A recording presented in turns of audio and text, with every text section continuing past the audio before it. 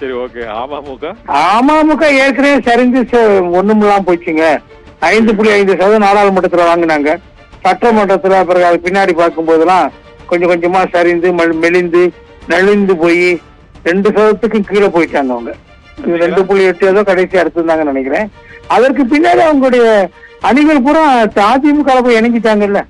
அவங்க ஒவ்வொரு மாவட்டத்தில் இருக்கக்கூடிய நிர்வாகிகளும் ஒட்டுமொத்தமா போய் அதிமுக தொடர்ந்து இணைஞ்சிட்டே வர்றாங்களே. கிட்டத்தட்ட அந்த கூடாரம் காலி ஆகி போச்சு. அதனால அவங்களுக்கு பழைய செல்வாக்கெல்லாம் ஒண்ணு இருக்குன்னு சொல்ல முடியாது. அந்த 5.5% வாங்கினப்ப கூட அவங்க எஸ்டிபிஐயோட கூட்டணி வந்தாங்க. எஸ்டிபிஐ அதிமுக வந்தாச்சு. அதனால அவங்களுக்கு அவங்கெல்லாம் ஒரு அதாவது கணக்கில் எடுத்துக்கொள்ளக்கூடிய அளவுக்கு அவங்க நெக்லிஜிபிள் போர்ஸா தான் இருக்கிறாங்க. சசிகலா பத்தி என்ன தராங்க? சசிகலா தீவிரமா கொடநாடெல்லாம் போயிட்டு இருக்காங்க. சசிகலா கொடநாடு போறாங்க. அது இன்னும் சொல்ல போனா அந்த கொடநாடு இன்னும் அந்த ஸ்டான்ஸ்னு ஒருத்தர் அவரு பிரிட்டிஷ்காரருடைய அது இடம் அது இவங்களுக்கு முழுமையா இன்னும் டிரான்ஸ்பர் பத்திரப்பதிவு நடக்கலன்னு சொல்றாங்க. இவங்க ஃபுல்லா அவருடைய அமௌண்ட் செட்டில் பண்ணல. அதனால அது பத்திரப்பதிவே இவங்களுக்கு ரிஜிஸ்ட்ரேஷன் ஆகலைங்கிறாங்க. அந்த இடம் அவருக்கு தான் சொந்தமா இருக்குது. அவரும் கிளைம் பண்ணலாம். அத இவங்க அந்த நேரத்துல அங்க போயிருக்கிறாங்க. அங்க பெரிய கொள்ளை நடந்தப்ப போகல. இவங்க அப்ப போயிருக்கணும். ஜெயில இருந்து சிறையில இருந்து வந்த உடனே போயிருக்கணும். இவங்க கையில எல்லா சாவிகளும் இருந்துச்சு. இவங்க போயிருக்கணும். போயில இவங்க அங்க தஸ்தாவேஜுகள் என்ன இருந்துச்சு, எது மிஸ்ஸிங், எது இருக்குது என்று போய் ஒரு கணக்கு எடுத்திருக்கணும். அதெல்லாம் அவங்க எதுவுமே செய்யல. இப்ப எல்லாம் ஓஞ்சி போன பிறகு அங்க போறாங்க. போய் கொடநாட்டுல போய் தங்கிக்கிட்டு எல்லாரும் ஒண்ணு சேரணும்னு சொல்றாங்க. கொடநாட்டுல போய் தங்கிட்டா ஜெயலலிதா அம்மா ஆயிட முடியுமா? கொடநாட்டுல போய் இந்த அம்மா தங்கிட்டா ஜெயலலிதா அம்மா ஆயிட முடியும்? இந்த அம்மா சொன்னா எல்லாரும் ஒண்ணு சேர்ந்துருவாங்க. எந்த கணக்குல ஒண்ணு சேர்றதுங்க? எந்த புள்ளியில ஒண்ணு சேர்றதுன்னு அவங்க சொல்லவே மாட்டேங்கிறாங்க. அவங்க பொதுச் செயலாளருங்கிறாங்க. எடப்பாடி அவர்கள் நான் தான் தேர்ந்தெடுக்கப்பட்ட பொதுச் செயலாளராக இருக்கிறாரு.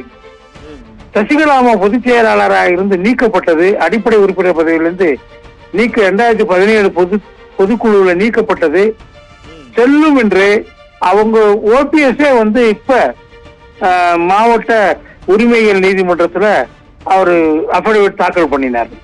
அந்த அடிப்படையில தான் அவங்களுடைய வழக்கு ரத்து செய்யப்பட்டது. அவங்க கிளைம் ரத்து செய்யப்பட்டது. அப்படி இருக்கும்போது அவரே ஒத்துக்கல. ஓபிஎஸ்ஏ இவங்க பொதுச் செயலாளர் என்பதை ஒத்துக்கிறதாத போது இவங்க பொதுச் செயலாளர் சொல்றாங்க. ஓபிஎஸ் இன்னும் அந்த தேஞ்சி போன பல்லவியை பாடிட்டே இருக்கிறார். தேஞ்சி போன கிராமம் போன ஒரே விஷயத்த பாடிக்கிட்டே இருக்கும். அது மாதிரி நான் தான் ஒருங்கிணைப்பாளர், நான் தான் ஒருங்கிணைப்பாளர் சொல்லிட்டு இருக்காரு. ஒருங்கிணைப்பாளர் பதவியெல்லாம் காலாவதி ஆகி போச்சு. பொதுச் செயலாளர் எடப்பாடி தான் சொல்லி எல்லா அங்கீகாரத்தையும் தேர்தல் ஆணையமே கொடுத்துருச்சு. உச்ச நீதிமன்றத்துல வழக்கு இருக்குங்கிறத ஒண்ணு மட்டும் வச்சுக்கிட்டு உச்ச நீதிமன்றம் இவங்க கேட்ட தடையை கொடுக்கல, நிவாரணத்தை கொடுக்கல. அப்படி இருக்கும்போது இறுதி தீர்ப்புக்காக அது இப்ப வந்துருமா? தேர்தல் முடிவு வர்றதுக்குள்ள வந்துருமா? நாடாளுமன்ற தேர்தலுக்கு முன்னாடி வராட்டி என்ன செய்வாரு? எந்த சின்னத்தில் நிற்பாரு? எந்த கட்சியில ஒரு கட்சியை அறிமுகப்படுத்துவாரு, அறிமுகம் ஆவாரு? அப்படிங்கிற கேள்வி எல்லாம் இருக்குது. இன்னொன்னு இவரு ஒருங்கிணைப்பாளருங்கிறாரு, அவரு நான் இணை ஒருங்கிணைப்பாளருங்கிறாரு, நான் துணை பொதுச் செயலாளருங்கிறாரு, தீர்ச்சி தினகரன். இந்த 4 பேரும் தலைமைக்காக போட்டியில நிக்கிறாங்க. எப்படிங்க கூட்டணி உருவாகும்? இவங்க எல்லாம் ஒண்ணு சேர எப்படிங்க முடியுங்க? ஒண்ணு சேர எப்படி முடியும்? இவங்க 4 பேரும் கண்டிப்பா வாய்ப்பே இல்லையா? இப்ப பாஜகவோட ஆதரவா இல்லையான்னா இவங்க இபிஎஸ் தரப்புல பாஜகவோட கூட்டணி இல்லைன்னு முடிவு எடுத்துட்டாங்க.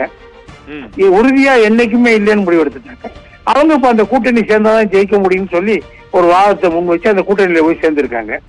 எப்படி இங்க ஒற்றுமை வர முடியும்? சசிகலா அம்மா சொல்ற ஒற்றுமை எங்க இருக்கு? எப்படி வர முடியும்? அவங்க பொதுச் செயலாளர் கிளைம கைவிட்டுட்டாங்களா? அப்படின்னா வழக்க வித்ரா பண்ணலையா? அவங்க உரிமைகள் நீதிமன்றத்துல போட்ட வழக்கு நிலுவையில தானே வச்சிருக்காங்க. மேல்முறையீடு போவேன்னு சொல்லியிருக்காங்களே.